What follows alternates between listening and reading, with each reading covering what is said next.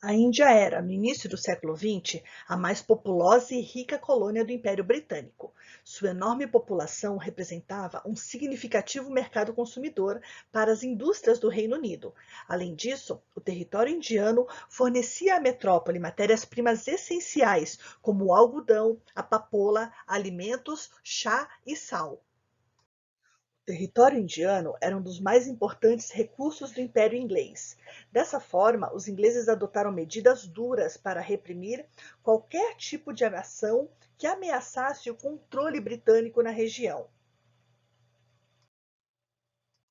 Como forma de impedir que a grande população indiana se unisse, os britânicos incitavam o ódio entre a maioria hindu e a minoria muçulmana.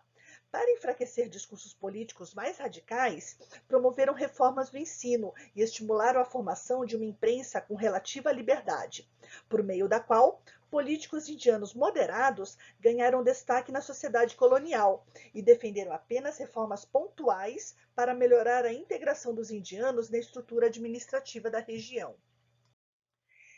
Esse cenário começou a mudar no início do século XX, quando discursos mais radicais ganharam força e parte da população passou a defender a ruptura com o governo britânico. Os indianos participaram da Primeira Guerra Mundial empolgados com a promessa de maior liberdade para a Índia. Quando a guerra acabou, entretanto, a Inglaterra não cumpriu o prometido.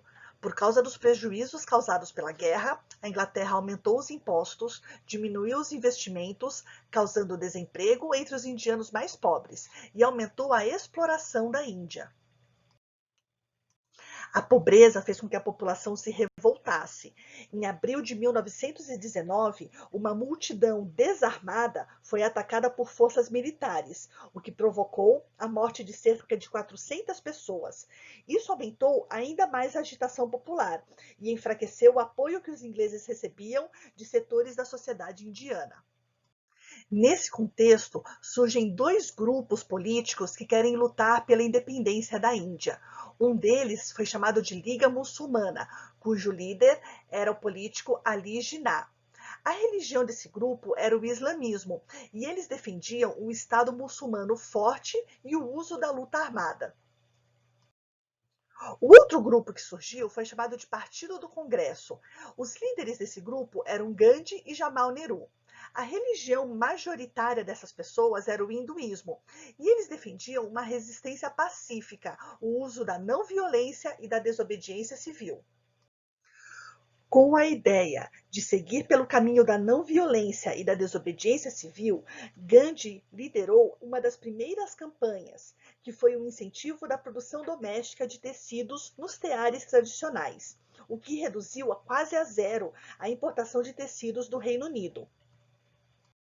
Em outra campanha, Gandhi liderou a Marcha do Sal, incentivando os indianos a extrair livremente o sal do mar, retirando dos britânicos a renda obtida dos impostos que incidiam na venda do sal.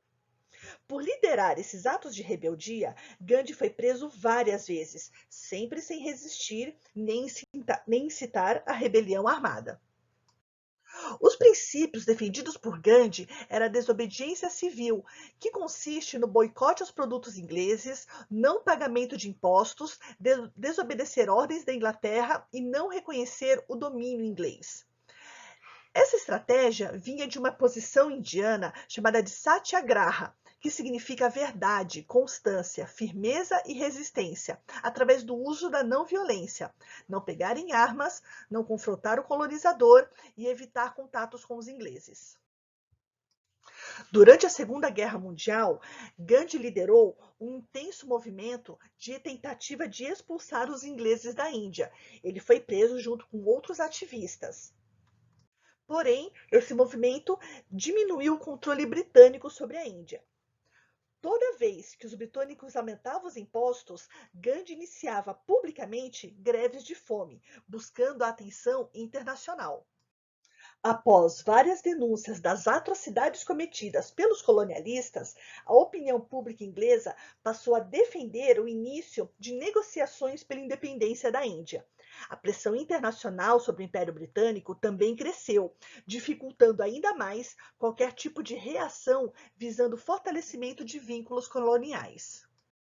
Dessa forma, o Reino Unido decidiu aceitar as reivindicações indianas e negociar o processo de independência, que ocorreu em 1947, sem conflitos militares ou guerras de longa duração.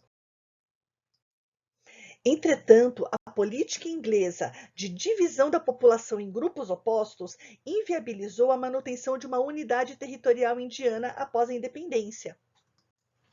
Diante das tensões entre hindus e muçulmanos e da possibilidade do início de uma guerra civil pelo controle do poder político no novo Estado, as lideranças políticas indianas e inglesas negociaram a formação de dois países independentes, a Índia e o Paquistão.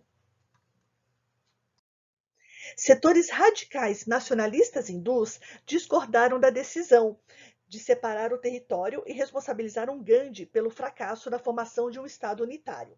Por conta disso, Gandhi acabou assassinado por um extremista hindu em janeiro de 1948. Devido a divergências religiosas, o Paquistão também se dividiu em uma parte ocidental e outra oriental. Portanto, a antiga colônia britânica ficou dividida da seguinte forma: Índia, com a maioria da população hindu, Paquistão, de maioria muçulmana, Mianmar, antiga Birmânia, cuja maioria da população é budista, o Ceilão, que também tem uma população de maioria budista, o Butão, também budista, as Maldivas, cuja população é muçulmana, e Bangladesh, também muçulmanos. A questão de Jammu e Caxemira. Após a independência, Índia e Paquistão foram à guerra em 3 ocasiões. Na Primeira Guerra Indo-Paquistanesa, em 1947, o Paquistão conquistou grandes áreas do antigo Reino da Caxemira, mas estas foram as regiões menos desejáveis e menos populosas. Os chineses assumiram o controle de Aksai Chin em 1950. Na Segunda e Terceira Guerra Indo-Paquistanesas, em 1965 e 1971, a Índia tomou os locais mais populosos e as áreas mais produtivas da Caxemira, que eram controladas pelo Paquistão. Os limites territoriais foram definidos em 1972, com a realização do Acordo de Simla, com o aval da ONU. Atualmente, a região está dividida entre Índia, Paquistão e China. A Caxemira tem vital importância para a soberania em relação aos recursos hídricos, abrangendo a localização das nascentes dos rios Gange e Indo, os principais rios da Índia e do Paquistão. Desde 89, a área indiana da Caxemira vem sofrendo atentados terroristas por parte de militantes muçulmanos e políticas de segurança opressivas do exército indiano. A economia instável da Caxemira, com altos níveis de desemprego, contribui para tornar a região ainda mais vulneráveis a crises sociais.